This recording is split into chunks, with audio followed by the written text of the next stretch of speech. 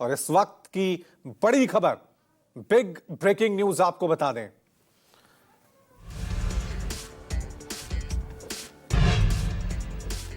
Air chief का defence परियोजनाओं पर बड़ा बयान। एयर चीफ की तरफ से यह बड़ा बयान दिया गया कि एक भी डिफेंस प्रोजेक्ट समय पर पूरा नहीं हुआ है। ऐसे अनुबंध ना हो जो समय से पूरा ना हो सके। ऐसा वादा क्यों करें जो पूरा नहीं हो सकता।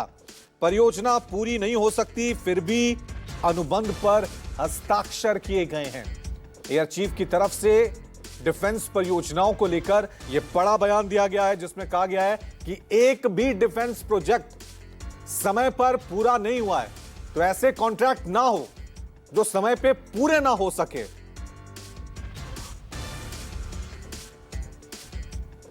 Once a timeline is given, not a single project that I can think of has been completed on time.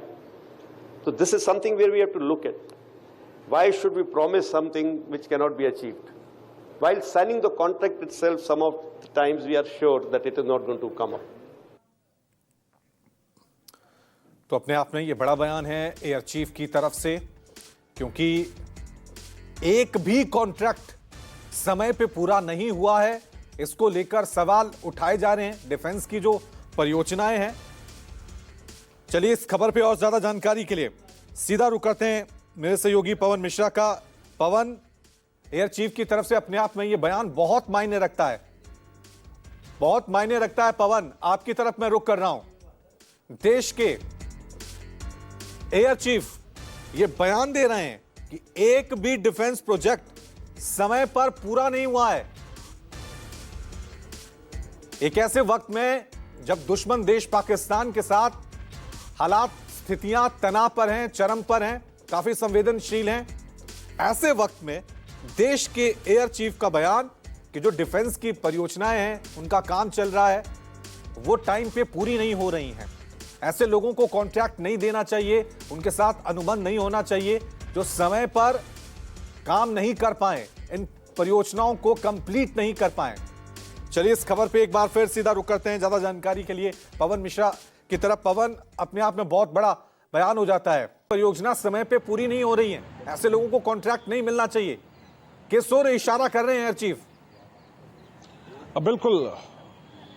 बिल्कुल रवि, आपको थोड़ा याद दिला दे कि फरवरी महीना यानी फरवरी 2025 में एरो इंडिया शो जब बेंगलुरु में हुआ था तो यही बात उन्होंने एचएएल के डायरेक्टर से भी कहा था। एचएएल के डायरेक्टर को साफ तौर पर कहा था कि अगले 6 महीने के भीतर अगर अंदर जो है अगला स्क्वाड्रन अगर नहीं मिल पाता है एचएएल का तो वो उनका कॉन्ट्रैक्ट खत्म कर देंगे। आखिरकार वजह क्या है कि इतना देर क्यों हो रहा है? क्योंकि रक्षा मंत्री ने साफ तौर पर कहा है कि ज्यादा से ज्यादा स्वदेशी हथियारों का इस्तेमाल, स्वदेशी कल पुर्जों का इस्तेमाल जो है हमारी तीनों सेना करे। और उसी को देखते हुए जो डिफेंस सेक्टर जो तमाम लगभग जो अभी लगभग 350 के आसपास डिफेंस के सेक्टर में काम करने वाली प्राइवेट कंपनियां हैं जो कि ड्रोन के अलावा जो है ड्रेस बनाती हैं, वर्दी बनाती हैं, जूते बनाते हैं। इसके अलावा बीआरओ से संबंधित जितने भी काम होते हैं, ट्रक का इस्तेमाल जो होता है उसमें बनते हैं, उनके जो कल पुर्जे बनते हैं, साथ ही साथ जो अत्याधुनिक हथियार का निर्माण जो हमारे अब देश में हो रहा है। इसके अलावा यह भी कहा गया था कि 100% जैसे Su-30 की हम बात करें, उसके इंजन की भी बनाने की बात हुई थी कि वो स्वदेशी होगा। तो अब जो जैसे डेडलाइन मिलता है कि हम 30 दिनों के अंदर में 10 हथियार का आपको सप्लाई कर देंगे, तो सप्लाई सिर्फ 2 ही का होता है। और ऑपरेशन सिंदूर के बाद जो है पूरी तीनों चीफ जो है पूरे एक्टिव मोड में है और सीडीएस भी एक्टिव मोड पे है। तो बारीकी से सभी चीजों की निगरानी यहां पर किया जा रहा है। जो बिडिंग होता है अब इस बार जो अगले जून महीने के पहले हफ्ते में डिफेंस सेक्टर में बिडिंग होने वाला है, सभी तीनों साजो सज्जा सामान के साथ साथ अभी देखिए बारिश का समय जुलाई महीने में होगा तो वहां पर त्रिपाल की भी जो है सप्लाई वहां पर होनी थी। जो त्रिपाल की सप्लाई होने में भी काफी वक्त और समय वहां पर लग रहा है। तो बीआरओ जो है ईस्टर्न एलएसी की बात करें तो वहां पर बीआरओ अपना काम जो है ठीक से नहीं कर पा रही है कि सप्लाई में बड़ा देरी हो रहा है। तो इस बार जो बिडिंग जो होने वाला है जून के प्रथम हफ्ते में, उस बिडिंग पर पूरी तरह से ध्यान रखा जाएगा कि कौन सी कंपनी के पास पुराना अनुभव है या नहीं है। और जो डिफेंस की जो नई कंपनी सेक्टर में जो आई है